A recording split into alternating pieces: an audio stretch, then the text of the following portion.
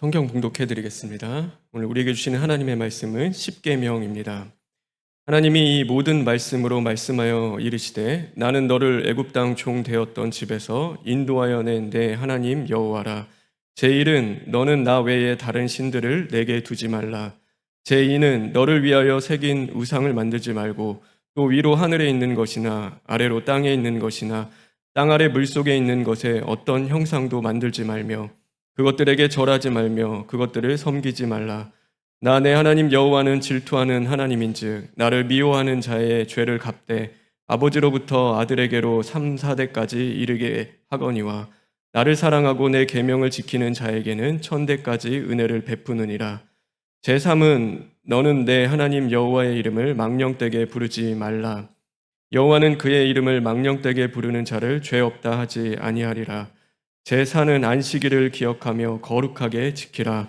엿새 동안은 힘써 내 모든 일을 행할 것이나 일곱째 날은 내 하나님 여호와의 안식일인즉 너나 내 아들이나 내 딸이나 내 남종이나 내 여종이나 내 가축이나 내 문 안에 머무는 객이라도 아무 일도 하지 말라. 이는 엿새 동안에 나 여호와가 하늘과 땅과 바다와 그 가운데 모든 것을 만들고 일곱째 날에 쉬었음이라.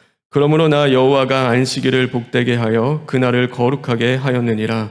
제5는 내 부모를 공경하라. 그리하면 내 하나님 여호와가 내게 준 땅에서 내 생명이 길리라. 제6은 살인하지 말라. 제7은 간음하지 말라. 제8은 도둑질하지 말라. 제9는 내 이웃에 대하여 거짓 증거하지 말라. 제10은 내 이웃의 집을 탐내지 말라. 내 이웃의 아내나 그의 남종이나 그의 여종이나 그의 소나 그의 낙이나 물은 내 이웃의 소유를 탐내지 말라. 예수께서 이르시되 내 마음을 다하고 목숨을 다하고 뜻을 다하여 주 너의 하나님을 사랑하라 하셨으니 이것이 크고 첫째 되는 계명이요 둘째도 그와 같으니 내 이웃을 내 자신같이 사랑하라 하셨으니 이 두 계명이 온 율법과 선지자의 강령이니라. 아멘. 담임 목사님 나오셔서 십계명이라는 제목으로 하나님의 말씀 선포해 주시겠습니다.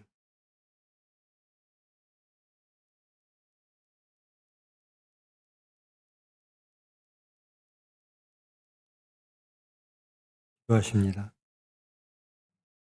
사랑의 하나님, 하나님의 말씀 십계명을 함께 합니다.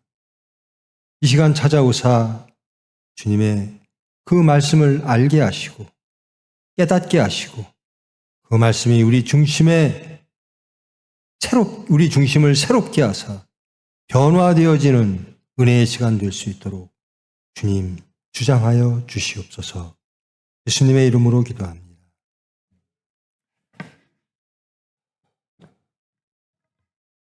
십계명. 여러분, 이 십계명이 언제 주어졌죠? 이 십계명은 언제 어디에서 누구에게 주어진 거죠? 누가 주었죠? 누가 주었죠? 누구에게? 어디에서? 시내산에서. 언제? 출애굽 3개월 후. 이렇게 성경은 기록을 하고 있어요. 자, 그러면 그 하나님은 하나님이 주셨죠. 그 하나님은 어떤 하나님이시죠? 창세기 다 건너뛰고 족장사까지 건너뛰고 족장사 초반에 보면 아브라함을 부르시죠. 아브라함은 어디 사람? 그 당시까지만 해도 이스라엘 사람이라고 하는 개념이 없는 거죠. 아브라함은 저 아라비아 사람이에요. 그렇죠? 그래갖고 쭉 와서 하란까지 와서 터키 지역 거쳐서 이렇게 하면서 하나님이 부르시면서 그 사람이 이스라엘 백성이 되는 거죠. 근데 그 사람이 이스라엘 백성으로 왜 부르셨죠, 하나님이? 그 사람을 통해서 하나님이 원하시는 것을 이루시기 위하여 그런 거죠. 그 아브라함이, 여러분, 하나님이 왜 부르셨어요? 쓸만해서? 저를 하나님이 왜 쓰실까요? 쓸만해서? 아니에요. 정말 쓸만하지 않은 사람을 불러서 쓰시는 겁니다. 그래서 나는 쓸만한 사람이었어라는 생각조차도 못하게 만드세요. 나는 정말 쓸모없는 사람이에요. 근데 하나님께서 쓰시는 겁니다. 아브라함이 그런 사람이에요. 정말 쓸모없는 사람이었어요. 근데 그 아브라함을 택해서 하나님 사람, 하나님의 백성 이렇게 말씀하셨어요. 그리고 여러분이 잘 아시는 족장사 요셉까지 거쳐서, 그리고 요셉 이후로 4대에 걸쳐서 이스라엘 백성들이 이집트의 노예로 살게 되죠. 그러면서 살면서 숫자가 많이 불어났겠죠. 그러니까 민족의 숫자는 불어났습니다. 근데 이 사람들은 민족 개념도 없어요. 그리고 이 사람들은 세상을 이해하는 게 무엇 갖고 이해할까요? 이집트의 노예로 살 때 여러분들은 세상을 무엇으로 이해하고 삽니까? 다양하죠. 어떤 사람은 어떤 가치 이념 혹은 신앙 등등 여러 가지 것으로 이해를 하겠죠. 근데 이집트에서 노예로 살던 사람들은 그들이 아는 세상이 어디죠? 이집트밖에 없어요. 그렇죠? 그들의 세상관, 그들의 삶에 관한 관, 인생관 포함해서 모든 것은 그 사람들의 삶의 틀에서밖에 이해가 안 되는 거예요. 이집트라고 하는. 그리고 그 이집트라고 하는 것이 그들의 모든 삶을 제한시키고 주장하는 거죠. 그러니까 그냥 노예인 거예요. 이집트라고 하는 큰 세상 안에서 노예로 사는 삶이 내 삶이야. 그리고 내가 아는 모든 지식의 한가는 이집트야 라는 겁니다. 그런데 하나님이 모세를 부르셔서 그런 사람들을 출애굽시키세요. 그런 사람들이 하나님에게 이렇게 쓰임이 있을까요? 그 사람들의 세계관, 그 사람들의 신관도 없는 거고, 그저 바로라고, 파라오죠. 여러분들은 이제 젊으니까 알죠. 이집트의 왕을 파라오라고 불렀죠. 파라오의 절대 권력, 이집트의 질서, 가치, 그 환경, 이 속에서만 살던, 노예로 살던 사람들이 자유라는 건 생각도 못했죠. 근데 이 사람들이 자유인이 돼요. 신분이 확 바뀌어요. 왜 바뀌죠? 하나님이 아브라함에게 한 약속이 있으세요. 그 약속이 이루어지는 겁니다. 근데 이 사람들은 그 아브라함의 약속조차도 몰랐을 거예요. 그러니까 모세가 하나님이 부르셨을 때 모세의 질문이 그런 거잖아요. 아니, 내가 백성들한테 가서 야훼 하나님이라고 하는 신이라고 하는 사람이 아브라함 얘기하면서 너희들을 자유인으로 만들겠다라고 하는데 도대체가 내가 이 얘기를 하면 믿을까요? 내 백성들이? 그럼 도대체 누가 그렇게 한다고 얘기할까요? 그때 하나님이 하나님의 이름을 말씀해 주시죠. 나는 야훼니라. 야훼하고 엘로힘하고 다르다고 말씀을 드렸죠. 야훼는 직접 우리의 삶에 함께 계시는 분, 무엇인가를 행동하시는 분이에요. 그 야훼 하나님이 오늘 성경도 나는 여호와니라 이렇게 말씀을 하시죠. 그 야훼 하나님이 아무것도 이 야훼에 대해서 알지도 못하고 자연에 대해서 꿈도 꾸지 않은 백성들을 출애굽을 시키세요. 그리고 이 사람들은 정체성이 없어요. 그냥 내가 아는 이집트, 거기 안에서 살고 노예로 살았어요. 그런데 갑자기 자유인이 되고 그러면서 하나님이 말씀을 하시는 거예요. 이제 너희들은 누군가? 너희들은 제사장의 나라, 거룩한 백성, 내 백성이 될 것이다. 내 신분이 바뀐 건 알겠는데 이제는 이집트에서 벗어난 것은 알겠는데 거룩한 백성이 뭔지도 모르겠고 그것이 무엇을 의미하는지 하나님 나라가 뭔지도 모르겠고 그런 상태입니다. 그런 상태에서 이들은 틈만 나면 이집트를 꿈꿔요. 이집트에는 뭐가 있는데 여기에는 없네. 이집트에는 물이 있는데 이집트에는 고기가 있는데 맨날 그러는 거예요. 이집트로 돌아갈까? 이집트로 돌아갈까? 그 출애굽한 3개월 후에 하나님이 모세를 불러 올리십니다. 시내산으로. 모세 보고 야, 아무도 오지 못하게 해. 그리고 내 형 아론하고만 올라와. 그리고 너희들 하나님의 백성이 되면 이제 자유인이 됐고 하나님의 나라 백성이 됐는데, 그리고 제사장의 나라 사람이 되어야 되고 거룩한 백성이 되어야 되는데, 그러려면 너희들의 모든 기억과 가치와 경험과 너희들의 한계를 지었던 제한했던 이집트를 버려야 돼. 이제는 무엇 갖고 살아야 돼? 이거 갖고 살아. 그게 십계명입니다. 이제는 너희들의 생각을 다 버리고 십계명 갖고 살아. 하나님의 나라의 질서는 이것이야. 여러분 십계명을 아시죠? 제가 몇 번 말씀드렸습니다만 믿음, 소망, 사랑 그중에 제일은 사랑이니라 할 때 십계명은 전적으로 사랑이죠.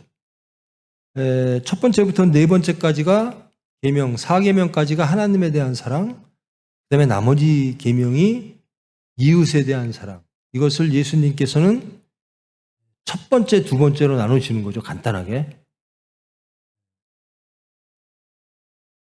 하나님 사랑해라, 이웃 사랑해라. 이것이 십계명이에요. 그러면 하나님이 그들을 탈출시켜서 새로운 나라를 만드시는데 질서가 뭐죠? 가치가? 사랑이라는 겁니다. 사랑. 내가 너희들을 탈출시켜서 새로운 나라를 만들 건데 너희들은 무엇으로 살아야 되는가? 하나님 사랑하고 이웃 사랑하는 거. 그 질서로 살아가는 나라다. 그것이 거룩이다. 그것이 제사장의 나라다. 이렇게 말을 하는 겁니다. 그러면서 이렇게 말씀을 해요. 너희들이 누구이고 나는 누구인가? 하나님이 이 모든 말씀으로 말씀하여 이르시되 나는 너를 애굽 종되었던 집에서 인도하여 구원해낸 하나님 야훼니라. 자, 너희들은 누구였다? 종이었다. 너희들은 이집트 사람이었다. 그런데 이제는 내가 구원해내서 내 사람으로 만들었다. 나는 누군가? 너희의 하나님이다. 그 하나님은 누구신가? 나는 야훼다. 이 계명, 새로운 질서와 가치를 주는 나는 누구인가? 유일한 하나님 야훼다. 너희를 구원해낸 사람이다. 이제는 새로운 가치로 살아야 된다. 첫 번째, 나 외에는 다른 신을 내 앞에 두지 마라. 다른 신들을 내게 두지 말라. 나 외에는 다른 신들을 내게 두지 말라. 이것이 이스라엘 백성들, 노예됐던 사람들, 아무 생각 없이 난 하나님도 몰라요, 야훼도 몰라요 했던 사람들에게 첫 번째로 주신 계명입니다. 나 외에는 너희들은 내 앞에서 다른 신들을 두면 안 돼. 이 말씀이 지켜지나요? 이스라엘 백성들에게? 여러분, 이스라엘 역사 속에 이스라엘을 망하게 한 많은 사건들이 있는데 성경에서는 하나님 이외에 다른 우상을 섬기는 것을 제가 가장 큰 죄로 여기죠.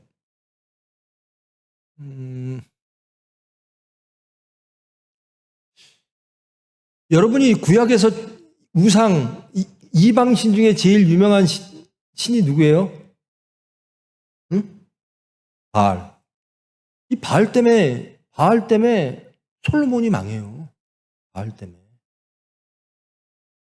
근데 왜 바알을 믿을까요? 이런 백성들이 왜 바알을 찾을까요? 여러분, 이제 모세 오경을 쭉 하다 보면 이제 모압 땅에서 가나안 땅으로 들어갈 때 모세도 그랬고 여호수아도 그랬고 계속 확인하는 게 있죠. 너희들 정말 저 가나안 땅에 들어가서도 하나님만 섬길래? 아니면 저기에 있는 신들을 섬길래? 결단해. 계속 그걸 요구하죠. 근데 결국은 왕이라는 사람도 바알신을 섬겨요. 왕이 섬기는데 백성들은 안 섬겼겠어요? 왜 섬길까요? 바알신을 왜 섬길까요? 하나님을 놔두고, 야훼를 놔두고. 필요하다고 느끼니까 섬기겠죠. 우리 삶에 필요해. 그래서 받아들인 게 바알입니다. 바알은 어떤 신이죠? 응? 풍요, 다산, 그죠? 거기는 이미 농경사회입니다. 농경사회인데, 농경사회는 추수가 잘 돼야 되잖아요. 그러려면 뭐가 필요하죠? 태양도 필요하고, 비도 필요하고, 그러니까 자기 삶을 풍요롭게 해주는 신들이 있는 거예요. 근데 이게 이스라엘 백성들이 들어가고 보니까 우리의 하나님은 광야의 하나님, 광야를 통과시키는 하나님, 광야에서는 능력이 있고, 산악 지역에서는 능력이 있는데, 이 가나안 땅에 들어와서 농사 짓는데 농경사회에서는 바알신이 더 필요한 것처럼 느끼는 거예요. 그래서 바알신을 섬기는 거예요. 필요에 의해서 신을 섬기는 거예요, 바알을. 근데 이 첫 번째 제1계명이 내 앞에서 다른 신 두지 마. 신은 한 사람이야. 다른 신 섬기면 안 돼. 말씀하시잖아요.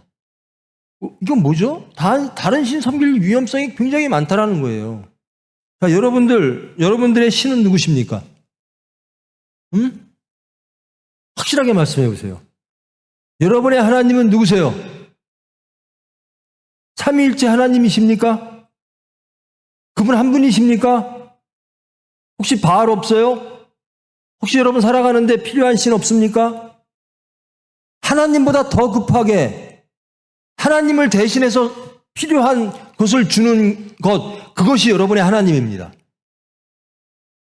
하나님보다 더 여러분의 필요를 충족시켜 주는 게 없습니까?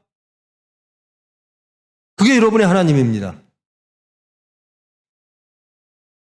솔로몬이 왜 바알을 섬겼을까? 바알이 필요하니까. 하나님은 안 주시는데 바알은 줄 것 같아요. 자, 여러분의 행복을 줄 것 같은 게 누구죠? 하나님이십니까? 삼위일체 하나님이십니까? 혹시 물질은 아닐까요? 혹시 학벌은 아닐까요? 혹시 새로운 이념이나 가치는 아닐까요? 그것이라면 그것이 여러분의 하나님이 되는 겁니다. 삶의 모든 자리에서, 모든 형편 속에서 내가 가장 필요로 하고 나를 가장 행복하게 하고 나를 안전케 할 수 있는 것이라고 생각되어지는 것, 그것이 여러분의 하나님이라는 거예요.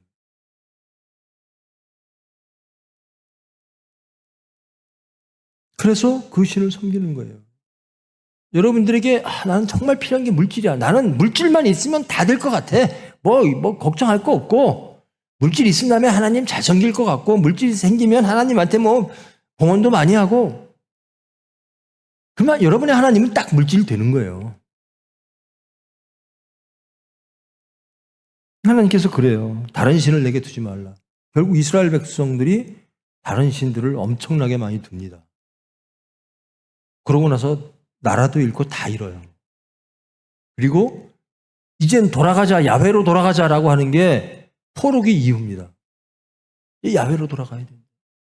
그런데 포로기 이후에도 율법으로 돌아가야 된다. 그래서 그래도 깨끗하게 제사장, 언약 이런 걸로 중심으로 살자. 그래서 바리새이파도 나왔는데 바리새이파도 또 예수님이 등장하셔갖고 회칠한 무덤이라고. 저는 이 말씀이요. 이 회칠한 무덤이 여러분 무덤 어때요 여러분? 무덤 싫죠? 여러분이 사망해요. 여러분이 생명이 없어요. 사망한 사람에게 행복, 가치 이런 게 없겠죠. 그냥 죽음이에요. 죽음, 어둠. 죽음을 원하는 사람이 있습니까? 근데 죽음인지 모르고 이것이 생명인 것처럼 보이고 싶어요. 그래서 자꾸만 거기다가 그 썩은 내 냄새 나는 데다가 회칠을 자꾸 덧붙이는 거예요. 남들 보기에는 예뻐 보이게. 자, 우리 집안은 예수 믿는 집안이야. 우리 집안은 아름다운 집안이야. 우리 집안은 하나님을 섬기는 집안이야. 실제로는 아닌데, 실제로는 물질로 가득 차고, 실제로는 무엇으로 가득 차고, 하나님은 저 뒷순서인데, 하나님 보기에 혹은 세상 보이기에 하나님이 첫 번째인 것처럼 보이려고 회칠을 자꾸 해요. 예수님이 그러시죠. 넌 저희를 자꾸 무덤에다 회칠하고 있니, 왜? 제대로 믿어라. 그 말씀이 저에게도 굉장히 찔리는 말씀이에요. 여러분, 이 십계명은 사랑이죠. 하나님 사랑하고 이웃 사랑하라. 이거 왜 그러냐? 내가 너희를 사랑해서 구원했다. 하나님의 사랑을 기반으로 사랑하는 삶을 살아라라는 거죠. 근데 하나님의 사랑, 하나님이 사랑하시면 구원하셨는데 출애굽하신 하나님이신데 나머지는 우리에게 안 해주실까? 하나님이 가장 좋은 걸 주시지 않을까? 안 주시네? 능력이 없나? 안 들리나? 능력 있고 자꾸 잘 듣는 바알에게 가볼까? 이게 인간의 육체, 인간의 필요에 의해서 하나님을 만들어요. 하나님이 필요한 거예요. 여러분들에게 다른 신이 정말로 없기를 축원합니다. 자신이 없어요. 여러분, 물질보다 여러분을 가장 행복하게 하실 분이 삼위일체 하나님이심을 믿습니까? 혹 그러기를 바라십니까? 여러분, 하나님이 어떤 분이셨으면 좋겠어요? 내가 필요한 거 주시는 분? 여러분, 정리합시다. 하나님은 내가 필요한 걸 주시는 분이 아니에요. 자, 여러분이 기도합니다. 하나님한테. 하나님, 저 이번에 대학 가야 돼요. 이번에 뭐 스케줄이 있는데요. 이번에 직장 어디 붙어야 돼요. 이번에 물질이 얼마나 필요해요. 이번에 사업하는데 이게 잘 돼야 돼요. 하나님한테 기도했어요. 하나님이 들어주십니까? 어때요? 들어주실 것 같아요? 하나님은요, 하나님 보시기에 가장 좋은 것을 우리에게 주시는 분입니다. 우리가 원하는 것을 주시는 분이 아니라 하나님이 우리가 갖기를 원하시는 것을 주시는 분이에요. 왜 하나님은 내가 원하는 걸 안 주시지? 그런 하나님은 없어요. 내가 원하는 걸 주는 하나님이 안 계시면 어디로 가야죠? 바알로 갑니다. 이집트로 갑니다. 이스라엘 백성들은 계속 광야 기간 동안 이집트로 가자 그래요. 다시 돌아가자. 노예 상태로 돌아가자. 나중에는 바알로 가자. 세상으로 가자. 다 말씀도 없어지고 지금 신약에 와서는 뭐죠? 지금도 똑같아요. 다른 신들을 계속 두고 있는 겁니다. 나를 위하여 새긴 우상을 만들지 말라. 우상 만들지 말라. 이 우상이란 원래 형상입니다. 하나님은 어떤 하나님 모습 보신 적, 그림으로라도 보신 적 없죠. 하나님은, 예수님은 많이 그림이 많죠. 예수님이 색깔도 막 흑인으로 그려진 분도 있고, 근데 하나님을 그리는 그림은 없잖아요. 하나님의 형상은 그리면 안 된다는 거예요. 나중에는 어떤 형상도 그리지 말라라는 거예요. 하나님의 형상, 신의 형상을 그리지 마라. 하나님의 형상을 그리지 말라라고 하는 의도가 뭐죠? 여러분, 하나님의 형상을 처음으로 만든 사람이 누구예요? 집단이. 이 하나님, 야훼 하나님을 누가 제일 먼저 만들었죠? 모세가 이 십계명 받으러 올라간 동안에 이스라엘 백성들이 아론에게 말하는 겁니다. 도대체 모세 어떻게 된 거야? 이거 죽은 거 아니야? 도대체 하나님 음성도 없고 우리 지금 광야에다 갖다 놓고 뭐 하는 거야? 야, 빨리 신 좀, 하나님 좀 데리고 와봐. 그러니까 아론이 형상을 만들어요. 황금소를. 그 당시 중근동에는 소가 가장 강력한 신의 형상이었거든요. 하나님을 황금소를 만들어요. 이게 첫 번째 우상 형상입니다. 왜 만들죠? 우리가 안심이 되는 거예요. 인간들이 이런 게 필요하다. 이게 있으면 안심이 될 것 같다. 그러면 그 하나님을 소로만 만들까요? 지금은요, 돈으로도 만들 겁니다. 5만 원권으로 막 만들 거예요. 지금은요, 어떤 이념과 어떤 질서와 가치와 무엇으로든지 하나님의 형상을 만들 거예요. 지식으로.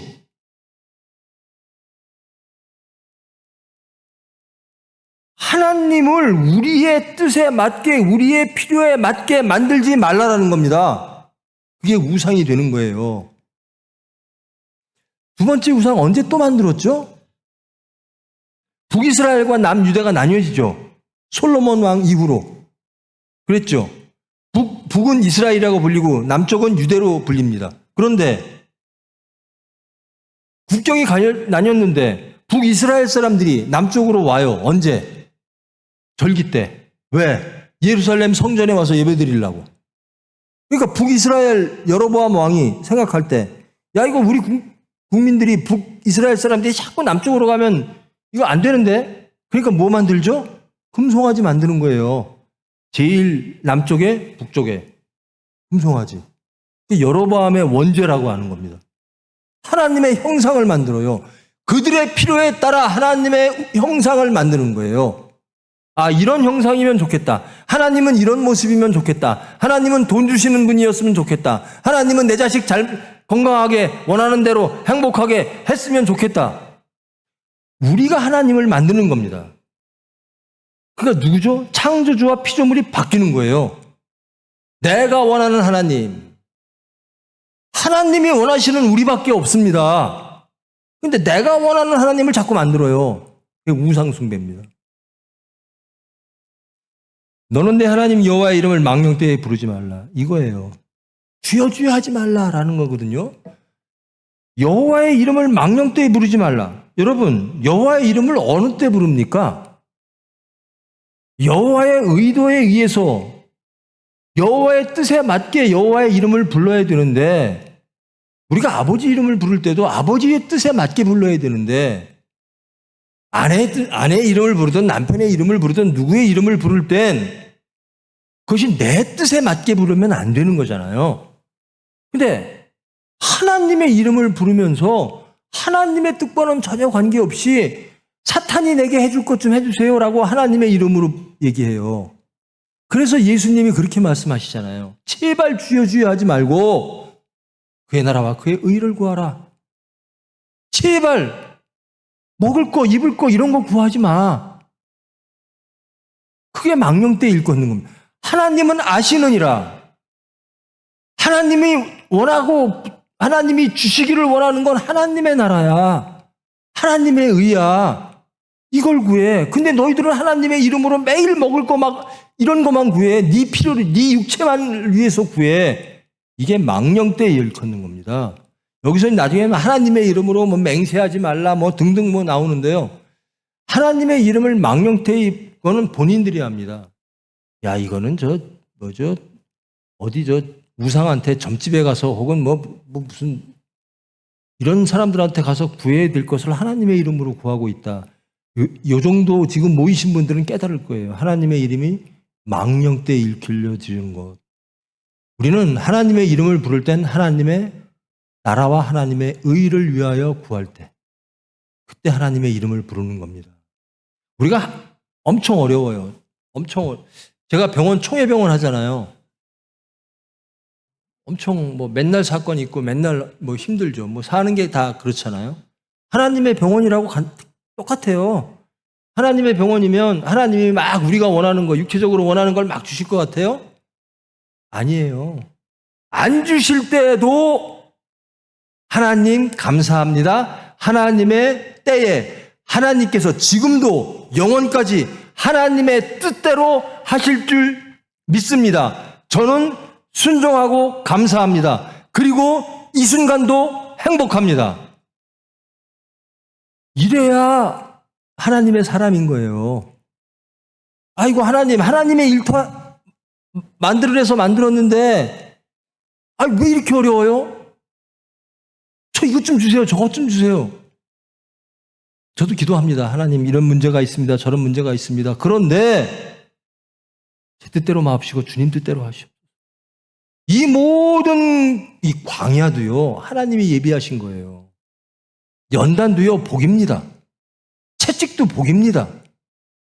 이 모든 어려움 속에서 결핍 속에서 하나님을 온전히 영접하고 인정하며 주님 뜻이 이루어지기를 원합니다. 결핍 속에서 하나님 때문에 행복해야 되는 거예요. 나 이게 필요한데요? 이거 주시면 행복할 것 같아요. 이거 주시면 안전할 것 같아요. 그게 아니라 저는 하나님 때문에 행복하고 하나님 때문에 안전해요. 그래야 크리스찬인 거예요.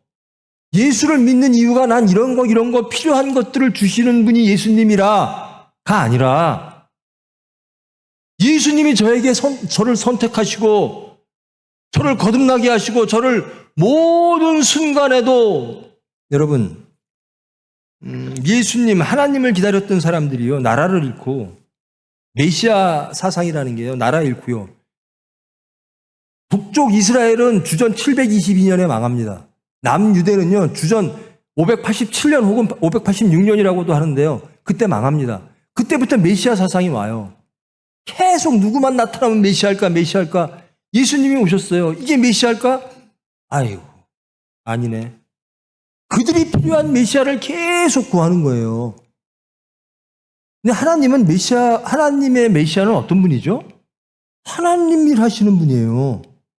근데 우리는 우리 일 하는 하나님을 바라요.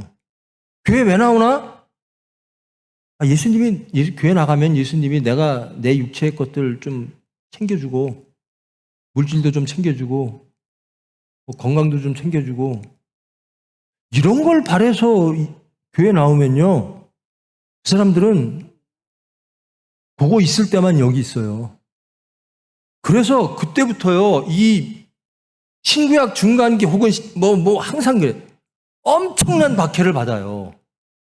예수님이 오시고 메시아가 오신 이후에도 12제자를 포함해서 예수님을 믿는 크리스찬들이 엄청난 박해를 받아요.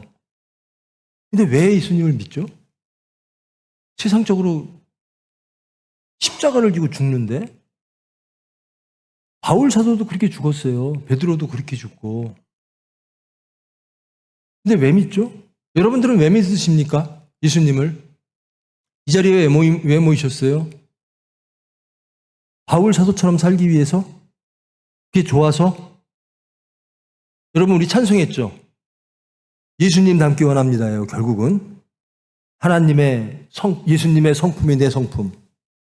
여러분 예수님의 성품이 여러분의 성품이 되면요. 예수님처럼 살아야 돼요. 다 용서해야 되고 죄인을 위해서 내가 죽어야 돼요. 세상의 명예는 다 버려야 되고 아무 죄 없는 사람이 억울하게 죽어야 돼요. 그렇게 살 겁니까? 그 찬송 부를 때 그런 결단이 있지 그걸 소망해서 부르셨습니까?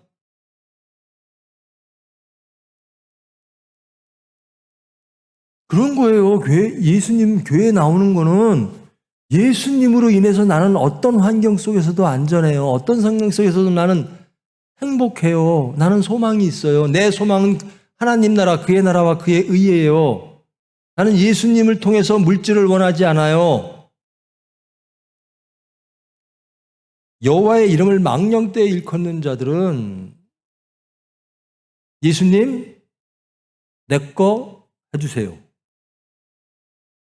안 해주네? 응답.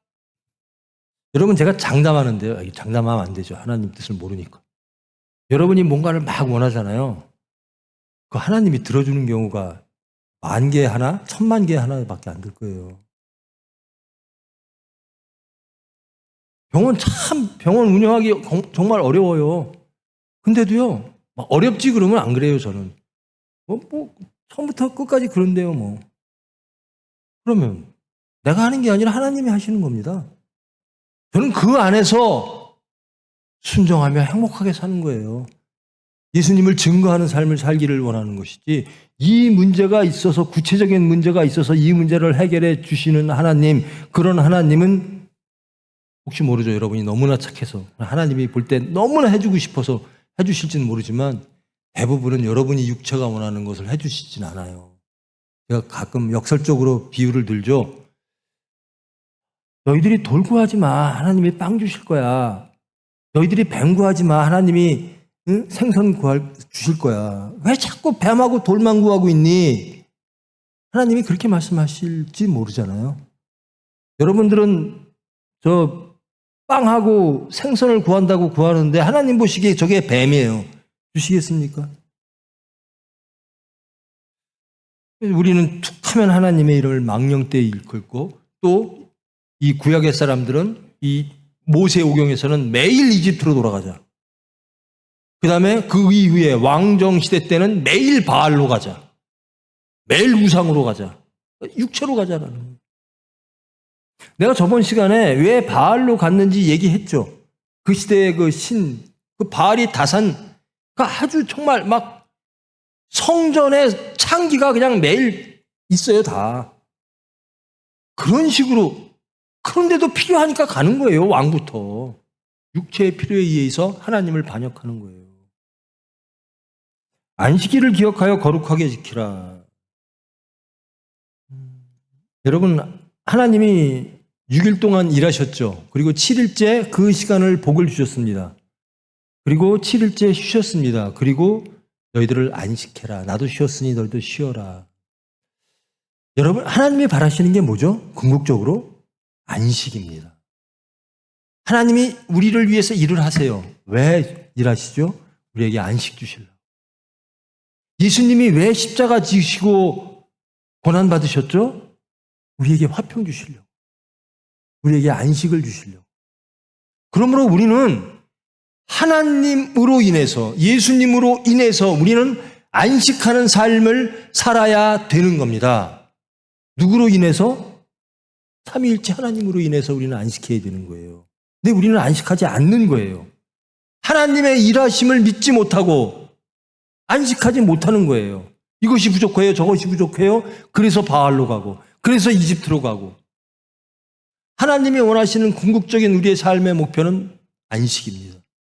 내가 너희를 위하여 일하니 너희들은 안식하라. 화평입니다. 평안하. 예수님이 제자들에게 부활하시고 나서 제일 먼저 물으시는 게, 요구하시는 게 그거예요. 평안하라, 평안하라, 평안하라. 하나님이 원하시는 우리의 삶의 모습은 평안입니다. 안식해야 됩니다. 그런데 이게 이제 그 문자주의적으로 해석해서 유대 사람들은 뭐 안식일 날, 지금 안식일을 지키는 종교가 대표적인 게 유대교. 뭐 대한민국에서 생긴 교회들, 아니, 하나님의 교회도 대한민국에서 생긴 거죠. 그 교회도 토요일 날 안식일을 지키고, 제7안식일 교회 그렇게 지키고. 근데 우리는 어떤 걸 지키죠? 주일. 주일은 무슨 날이죠? 주일은 무슨 날이에요? 우리가 주일이라고 부르죠? 응? 부활. 예수님의 부활하심. 그러니까 하나님의 창조하시고 우리에게 안식하라 하신 그 날이 예수님의 부활하심으로 이루어졌다라는 겁니다. 그러므로 예수님의 부활을 만끽하는 우리들은 그 예수님을 기념하고 안식해야 되는 거죠. 근데 그것은 항상, 우리의 주일은 항상이어야 돼요. 주님의 부활을 항상 체험하며 항상 화평하며. 왜? 죽음과 죄로부터 자유로워졌기 때문에. 안식일을 지키느냐 주일을 지키느냐 그거 별 의미가 없어요. 이제는 예수님이 오셨으므로 예수님이 주일 지켜라 라고 말씀하신 적 없어요. 성경에는 구약에 안식일을 지키라는 말씀이 있어요. 그런데 신약에 와서 안식일 지키지 말고 주일 지켜 이런 적 없어요. 그럼 무슨 근거로 주일을 지키는가? 그건 교회 전통입니다. 그리고 신약에 이제 제사라는 게 다 없어졌잖아요. 구약 예수님이 오신 이후로는 제사장이라든가 무슨 제사 형식 이런 게 없어지고 삼위일체 하나님으로 인해서 구약의 안식일이 부활로 완성되어진 주일로 대체가 된 겁니다. 그리고 아무것도 하지 말라. 제가 말씀드렸잖아요. 안식일은 사람들 지금 아무것도 안 하나요? 유대교인들은 아무것도 안 해요. 근데 안식일을 지키는 사람도 아무것도 안 하는지 모르겠는데 여러분 아무것도 하죠? 주일날 하죠? 하셔도 돼요. 근데 주일을 주일답게 여기라는 겁니다. 주일을 주일답게 부활하신 예수님을 영접하는 게 어떤 겁니까? 기껏 돈 안 쓰는 거? 예수님이 주일날 돈 쓰지 말란 얘기 했어요? 주일날 돈 안 쓰면 예수님이 부활하신 예수님이 영접됩니까? 제가 이게 율법일까봐 내가 얘기를 안 하는데요. 전 권고합니다. 대한민국 교회의 특징, 뭐 술, 담배 하지 마라. 저는 권고는 하는데요. 이것이 율법이 될까봐 얘기 안 합니다. 예수님이 성경에 말씀하신 적 없어요. 그런데 이것이 자꾸 주일날 돈 안 쓰는 게 율법이 돼버리면 큰일입니다. 그런 거, 주일은 부활하신 예수님을 진정으로 영접하십시오. 그리고 안식하는 날이 되십시오. 저는 유대교인들이 안식일 날 걔네들의 하루는 해 질 때부터 그 다음날 해질 때까지잖아요. 그러면 딱 금요일 날 해가 질 때 이 사람들은 다 가족들끼리 모여서 하나님을 받아들여요. 하나님은 이랬고, 하나님을 막 묵상해요. 말씀을 함께 나누면서. 그러면서 빵을 같이 떼고 포도주를 같이 떼고, 이 가족이 그 날은 하나님을 영접하는 날이에요. 기억하는 날이고. 우리도 주일날 그랬으면 얼마나 좋아요. 다른 거 다 하면서 부활하신 예수님에 대해서 왜 묵상을 안 해요? 저는 그 주일이 매일이어야 된다. 매일 부활하신 예수님을 영접하는 것. 주일의 의미는 그런 겁니다. 부활하신 예수님을 영접한다. 그럼 부활의 뜻이 무엇일까를 다시 한번 묵상하게 되는 거죠. 자, 여러분, 이 십계명이 사랑이죠. 하나님 사랑, 이웃 사랑. 근데 이것이 안 지켜졌죠. 완성하신 분이 누구죠? 예수님이에요. 제자들이 그러시면 안 됩니다. 그러니까 예수님이 뭐라 그러세요? 베드로에게. 너는 어떻게 하나님의 일을 생각하지 않고 사람의 일을 생각하니? 이게 하나님의 사랑에 대한 정말 엑기스예요. 그리고 십자가에서 왜 죽어야 되죠? 주님, 하나님, 저 꼭 이 잔을 마셔야 돼요, 아버지? 하나님이 그러세요. 저 죄인들을 위해서 네가 죽어야 돼. 알겠습니다, 하나님. 제 뜻대로 마옵시고 주님 뜻대로 하시옵소서. 이웃에 대한 죽기까지의 사랑이라는. 이 십계명을 완성하신 분이 십자가상에서 돌아가신 예수님이라는 겁니다. 이 십계명이 천적으로 이루어지질 않아요. 근데 예수님의 이 부활 사건, 십자가 사건에 의해서 이루어집니다. 십자가 사건, 이 십계명이 완성되는 순간 무엇이 나타나죠? 부활이 나타납니다. 이 하나님의 영광이라는 거예요. 우리에게 부활 주시려고 하시는 거예요. 이 십자가는, 이 십계명은. 그다음에 내 부모를 공경하라. 살인하지 말라, 간음하지 말라, 도둑질하지 말라. 뭐 간음, 살인, 도둑질 이거는 뭐 당연히 안 해야 되는 건데 이거를 확장하죠. 이거는 지금 이 십계명이 주어질 때 상황으로 돌아가면요. 아무것도 모르는 노예들을 불러가지고 이런 가치를 딱 주는 거예요. 너희들이 이제 이렇게 살아야 돼. 내가 너희의 여호와 하나님이야. 그러니까 너희들은 이 가치 갖고 살아야 돼. 처음으로 주시는 거예요. 노예로 살던 사람들에게 그저 밥이나 먹고 시키는 거 하든 그런 이집트가 전부였던 사람들에게 새로운 가치와 질서를 주시는 거거든요. 그러므로 매우 가치가 있는데 그 이웃 간의 관계, 하나님과의 관계는 그렇고 이웃과의 관계의 첫 번째가 부모를 공경하라예요. 부모 공경하시는 분? 한 분도 안 계세요? 한 분 계시네.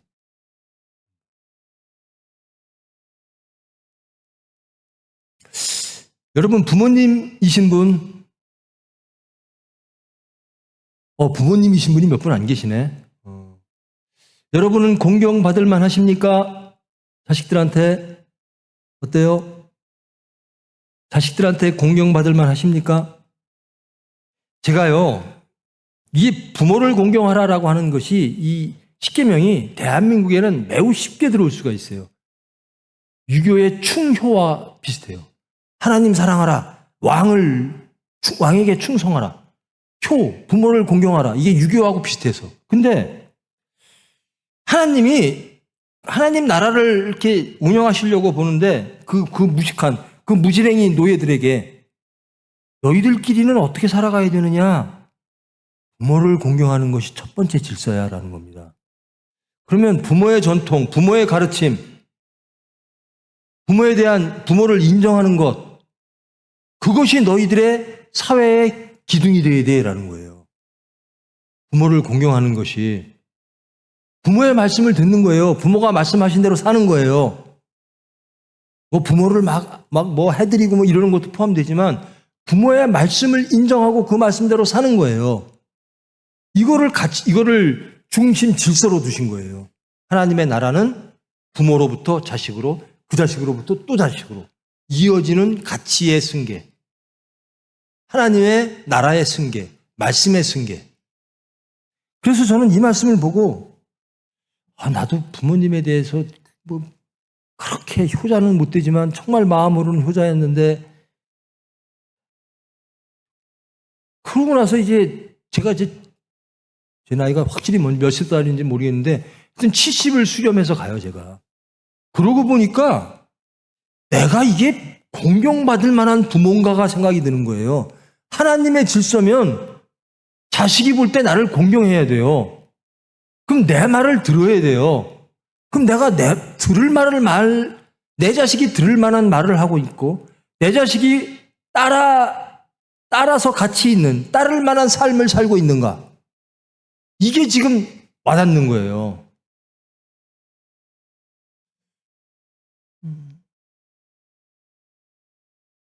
부모를 공경하라라고 하는 것의 큰 뜻은 이 가족을 중심으로 부모의 삶이 자식으로 이어지고 또 그 삶이 또 자식으로 이어지는 이 큰 틀, 큰 질서를 통해서 하나님 나라를 세우겠다. 이스라엘 백성들에게 그렇게 말씀하시는 거예요.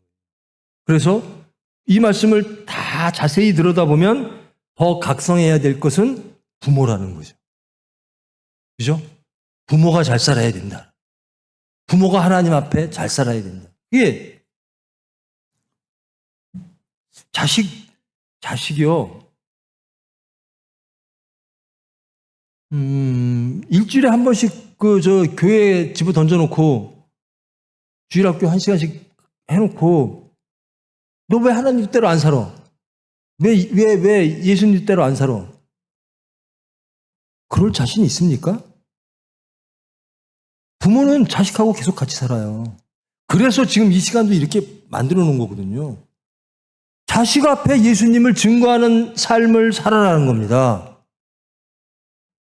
일주일에 1시간 주일학교에 던져놓고 그 어린아이가 세상에 접하는 시간은 훨씬 많은데 하나님 영접할 수가 없어요. 가장 먼저 증거해야 될 게 누구죠? 부모예요. 부모가 예수님을 증거해야 돼요. 자식은 부모 보고 자랍니다. 이게 하나님 나라의 근간이 되는 질서 중에 하나라는 거예요. 인간과 인간과의 관계에 있어서. 정말 두렵죠. 부모 노릇하기가 참 만만치 않은데요. 정말 하나님 뜻 안에 제발, 그래서 제발 내가 이거 수백 번 수천 번 얘기해서 제가 신방 다닐 때마다 난 그 얘기 하거든요. 애기 있는 집안에서 애를 위해서 기도해 주지 않는 부모, 유치원 갈 때, 학교 갈 때, 혹은 자기 전에 이것처럼 악한 부모가 없다, 저는 그러거든요. 아니, 도대체 무엇이 간데 하나님을 의지하지 않고 니들이 키우려고 그러냐.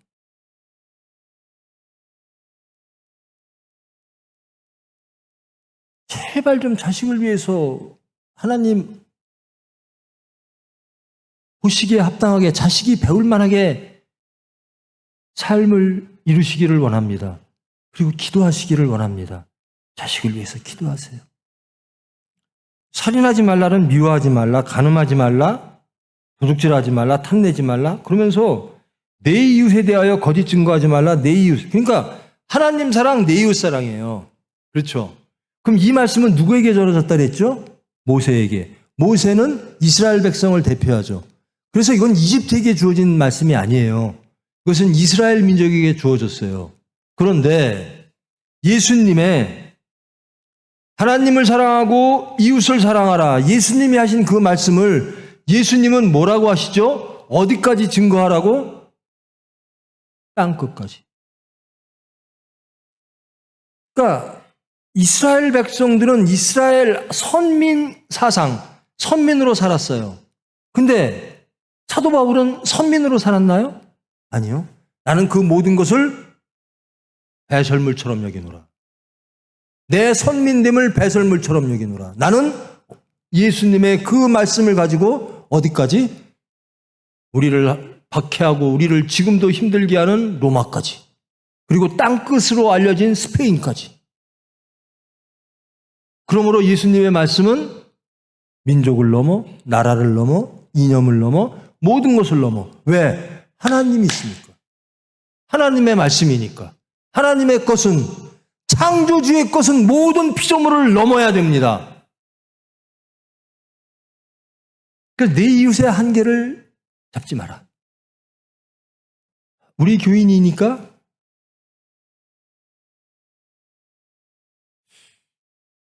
우리 교인 중에서도 우리 구역이니까, 혹은 기독교인이긴 한데 우리 총회니까, 저 사람은 잘 믿는지 안 믿는지는 모르지만 교인이래. 그거 예수님이 그렇게 하는 꼴 보고 뭐라 그러시겠습니까?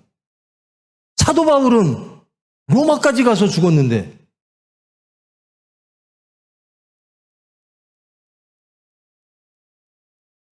제발 예수 믿는 사람들이요, 분명히 선언합니다. 예수 믿는 사람들이요, 성경적입니다. 이 말씀은. 여러분 2년 넘지 못하면 예수 못 믿습니다. 저도 이념주의자였어요. 제 과거를 여러분 대부분 얼핏 들으셨을지도 모르겠는데, 저 변두리에서지만 저는 항상 변두리, 메인스트림에서 살아본 적이 없어요. 주류에서 살아본 적이 없어요. 항상 저는 비주류예요. 제가 어디 가서 농담 삼아 그럽니다. 술 먹는 자리에 가면 저는 술을 못해서 비주류입니다. 저는 인생 자체가 비주류인데요. 운동권 할 때도 비주류, 사회운동, 시민운동 할 때도 비주류, 정치할 때도 비주류였어요. 그런데 주류와 비주류 나누는 것도 그렇고, 지역을 나누는 것도 그렇고, 사상을 나누는 것도 그렇고, 이거 하나님 말씀보다 더 위에 있는 거예요. 여러분, 누구는 용서받을 만하고 누구는 용서받으면 안 돼요? 그럼 여러분들은 어떻게 용서받았어요? 용서받을 만해서? 이게요, 예전에 그랬어요. 갈릴리 지역에서 어떻게 사람이 태어나겠나, 위대한 사람이. 예수님이 갈릴리에서 활동한다 그러니까. 저 갈릴리라고 하는 것은 아주 무슨 형편없는 것들만 사는 지역인데, 무슨 갈릴리에서 올바른 사람이 나오겠어? 사마리아 지역에서. 그거 다 넘어서야 돼요. 여러분의 이웃은 누굽니까?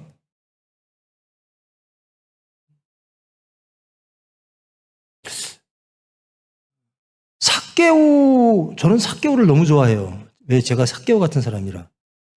삭개오가, 예수님이 삭개오네 집에 필연적으로 가야 돼요. 이건 우연으로 간 게 아닙니다. 예수님은 삭개오 사건을 통해서 선민들에게, 제자들에게 확실한 메시지를 던져주는 거예요. 너희들 이웃의 개념이 무엇이고 하나님의 사랑이 무엇인 줄 아느냐? 용서의 대상이 무엇이고 사랑의 대상이 누군 줄 아느냐? 너희들은 삭개오를 이리저리 평가하나 하나님은 사랑하신다라는 겁니다. 그래서 나는 삭개오 집에 가야 되겠다라는 거예요. 너희들은 내가 삭개오 집에 간다고 하니까 이렇게 소란하고, 저 집에 가면 안 됩니다. 저자는 이스라엘 사람 아브라함의 후손도 아닙니다 라고 얘기하나, 너희들 그 사람의 삶을 보면 그렇게 욕할 만하나 하나님은 아니다. 저런 자도 용서받기를 원한다. 저런 자도 변화되기를 원한다. 이게 하나님의 뜻이다라는 거예요. 예수님이 의도적으로 삭개오 집에 가시는 건 필연입니다. 근데 우리는 지금 어떻게 해요? 저 사람은 용서받을 만하고, 저 사람은 용서해서는 안 되고, 저 민족은 용서해서는 안 되고, 저 민족은 용서할 만하고. 그러면요, 우리 쓸 자리 없어요. 저는 용서받을 만한가요? 여러분 용서받을 만해요? 여러분 어쩌다 이 자리에 와 있게 됐어요? 어떻게 용서받고, 하여튼 믿음이 어떻든 간에 이 자리까지 어떻게 와 있죠? 이해가 돼요? 저는 제가 이 자리에 와 있는 게 이해가 안 돼요. 딱 하나 이해될 수 있는 유일한 창구가 있어요. 뭐죠? 하나님이 나를 정말 징그럽게 사랑하시는구나. 하나님의 사랑 아니면 이해가 안 돼요. 저 같은 사람이 이렇게 변했고 저 같은 사람이 이 자리에 서 있다는 게. 근데 그 사랑이 나한테만 아니죠. 나 같은 사람한테도 왔으니 전 인류에게 갈 수 있는 거죠. 이웃의 범위는 어디까지라고요? 예수님이 말씀하셨습니다. 제 말이 아니에요. 예수님이. 사마리아와 땅끝까지. 사마리아는 아무도 가기를 싫어했던 나라예요. 거긴 북이스라엘이 아시리아에게 망한 후 아시리아 사람들이 다 왔어. 그리고 피를 막 섞여놨어요. 그리고 이방신들, 잡신들이 막 있어요. 그 사마리아는 다 그래서 다 돌아다녔어요. 사마리아는. 이렇게 가면 직선인데 삥 돌아가요. 저 땅은 밟기도 싫다. 선민들은. 유대인, 남쪽 유대 사람들은. 근데 예수님이 뭐래요? 그 사마리아와 땅끝까지 나 예수를 증거하라. 여러분이 가야 될 곳과 가지 말아야 될 곳이 있습니까? 예수를 증거하기 위해서? 여러분이 용서하는데 제한이 있습니까? 여러분의 사랑에 제한이 있습니까? 간단해요. 나를 사랑하셨으면 하나님은 다 사랑하세요. 나 같은 죄인을 사랑하시고. 정리하십시다. 우리의 하나님은 누구신가? 야훼 하나님 한 분이시다. 그런데 우리는 우리의 상황 속에서, 우리의 삶의 자리에서, 우리의 필요에 의해서, 우리의 결핍에 의해서 다른 하나님을 만들 가능성이 있다. 하나님은 용납 안 하신다. 그거 해서 행복하면 안 된다. 그것이 없더라도 하나님이 계셔서 행복해야 된다. 그래서 안전해야 된다. 하나님의 관계입니다. 그래서 우상 섬기지 마라. 그 다음에 이웃, 사람과의 관계, 이웃 사랑하라. 그것의 질서는 이웃 사랑의 질서는 부모와 자식, 이 관계로부터 관통되어지는 큰 질서다. 가장 큰 질서가 부모, 자식과의 관계다. 그러면 부모의 삶이 자식에게 넘어가야 된다. 여러분의 삶이 여러분의 자식에게 넘어가서 하나님의 나라, 화평의 나라, 행복한 나라가 이루어져야 된다. 이웃은 어디인가? 예수님의 말씀. 사마리아와 땅끝. 그것이 여러분의 이웃이다. 선민은 사마리아를 돌아갔고 싫어했고 경멸했고 미워했고 비웃었으나 예수님은 삭개오도 아브라함의 자손이니라. 이렇게 사람을, 민족을 저에 대해서 알아보십시오. 저는 일본 사람들을요, 난 더도 말고 36년간만 딱 일본을 지배했으면 좋겠다. 우리 민족이. 근데 난 그게 일본처럼 우리를 지배하는 게 아니었어요. 폼나게 지배하자. 일본 애들이 깜짝 놀라게. 정말 한국 사람들은 힘세도 이렇게 힘약한 사람들을 대접하고 사는구나. 36년간만 좀 가리키자. 일본 애들한테. 전 그렇게 살았었어요. 꿈이. 근데 지금은 안 그래요. 일본 사람들이 예수 잘 믿었으면 좋겠어요. 일본 사람들이 하나님 나라 됐으면 좋겠어요. 내 미움, 내 용서의 한계를 넘어 예수님이 나를 위하여 돌아가셨듯이 나도 원수를 사랑하라, 죄인을 용서하라라고 하는 내 한계를 넘어 예수님의 말씀대로 사마리아와 땅끝까지 예수님처럼 살아가고 예수님의 말씀을 증거한 그런 사람으로 살기를 정말 바랍니다.